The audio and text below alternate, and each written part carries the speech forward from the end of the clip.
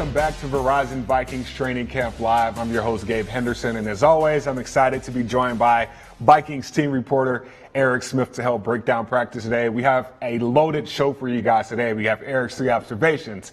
Jake Vargas joins us, and we break down the defensive line position battle. But to start the show off today, head coach Mike Zimmer had a chance to address the media in which he discussed the current Vikings state amidst the ongoing pandemic. Let's check it out.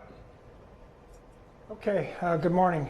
We had 8 players, 1 coach, and 3 staff members had presumptive positive tests today. So they won't be at practice today, and we'll move forward with there. So questions?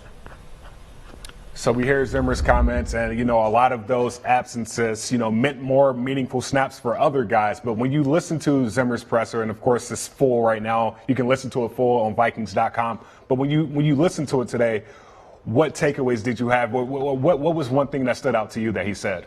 Yeah, I think to me, it's been a weird year with COVID and all that, but, it's almost like the new normal a little bit, with how things are kind of going with the NFL. I think the big thing that Zimmer said is, it's glad that, those presumptive positive tests happen now so the team can kind of adapt to it on the fly rather than during the season. They have the protocols in place now. So it's just, a storyline to monitor here in the next coming days. For sure. Now joining the show is the rookie fullback from the University of North Carolina, Jake Vargas. How's it going, Jake? It's going well. How you guys doing? Good. Talking about training camp right now, of course in college you played tight end.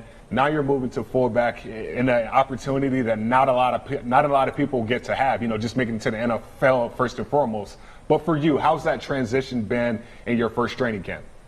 It's been an interesting transition, having Pro Bowl CJ in front of me is really nice. He's helped me learn a lot the past couple of weeks, and same with Coach KP and the rest of the guys in my room. So they've kind of helped make this transition pretty smooth, and I'm getting the hang of it, getting better every day, and getting more consistent and executing the best I can.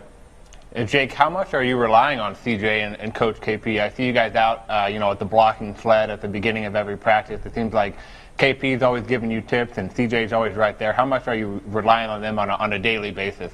I'm relying on them every day. I think making this transition from tight end to fullback, it's different, but I'm getting the hang of it, and putting in the extra work before practice and after practice with them has been really helpful, and it's helped me kind of just hone in on my craft. We caught up with your college teammate, Miles Dorn, last week, and he was basically saying it's so important for him to make the most out of these opportunities. For you, how important is getting these meaningful reps and, proving that, hey, I can make some plays also? I mean, it's just a blessing to be here, Thankful for the Vikings for giving me this opportunity, and just so fortunate to be here, get to play the game I love with some great guys and learn a lot about the game. So it's been a blast so far. I'm looking forward to playing some more ball. Appreciate it, Jake.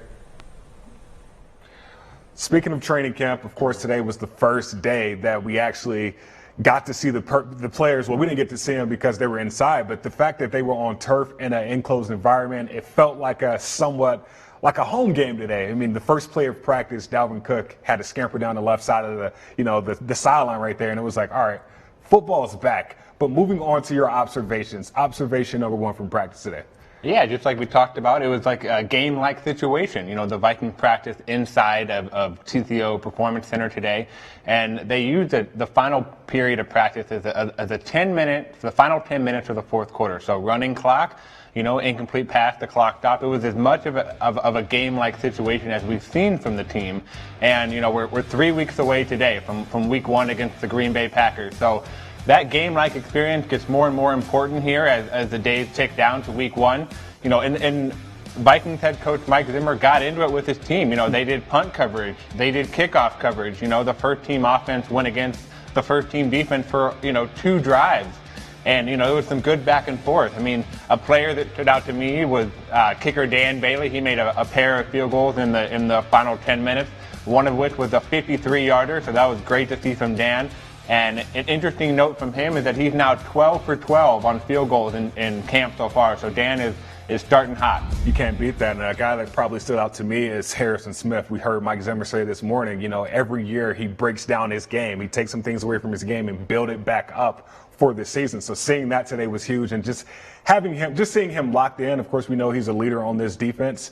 And when it came to those crucial moments at practice today, he stood up, and he stood out. And speaking of those crucial moments, observation number 2, the emphasis on red zone and third downs today, like the Minnesota Vikings spent 30 minutes on those 2 topics, on those 2 position categories. Like, in your observation number 2, what stood out to you? Who were some guys that stood out in those, third down blitz periods and red zone periods that the Vikings tried to focus on today? Yeah, a person that stood out was rookie wide receiver Justin Jefferson. He looked good on a couple plays. BC Johnson had a couple nice catches. Kind of again, it's just that like you said, that crucial and important work that Coach Zimmer wants to get his team as the game kind of get going here and the games get closer. During the season, it's you have to game plan. You have to get ready for your opponent. You can't really work on mundane things like third down. So the more they can do it now in practice and then during training camp, it becomes all the more important for both the offense and the defense. Speaking of offense, moving to the offensive side of the ball, you're only as good as your backups. Observation number 3, Sean Mannion, he looked to par today. Yeah, he looked good, and he has a strong arm. We know that, he was Kirk's backup quarterback a year ago. And, he just, fills a good role for the offense. He's not the flashiest player, but, he helps Kirk week in and week out preparing for the opponent. He has a good grasp of the offense. He's just a good backup. So, we're kind of waiting to see how that backup quarterback battle shakes out between Sean and Jake Browning and Nate Stanley, the rookie out of Iowa. But so far, Mannion has had a good camp, and he had a good day again today. And no matter how that backup position shakes up, it'll be key for first-team defense heading into the season, because you need that backup quarterback to give the defense the best look they can move going forward. Moving to the defensive side of the ball, position battles. This is a group that everybody's been talking about other than the cornerback position, the defensive line position. Tell us your thoughts.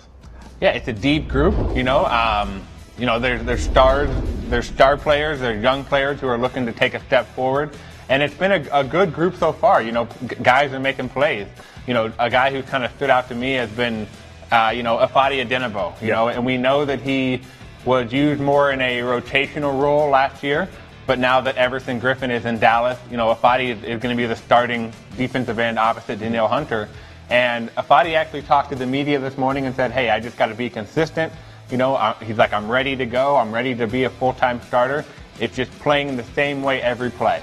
Yeah, and other than, that starting position, that 3 technique nose tackle, that's going to be a spot right there. But a guy that stands out to me, and, I want you to give us your thoughts also, is DJ Wanham. When I see him every day, he's in Coach Patterson's back pocket. He's getting help from Danielle Hunter. We see right here, he's just always locked in. And having a guy like Danielle Hunter that you can learn from, I don't think anybody's complaining about that. But when you look at his progression, what do you see?